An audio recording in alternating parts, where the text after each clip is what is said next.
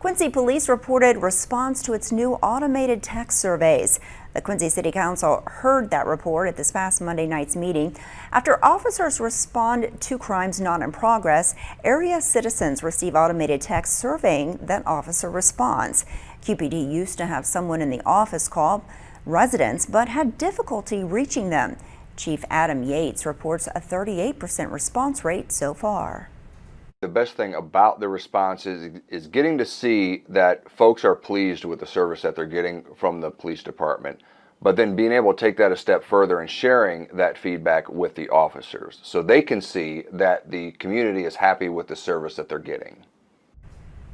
Initial program cost was more than $9,000. It will cost around $7,500 if QPD plans to continue it.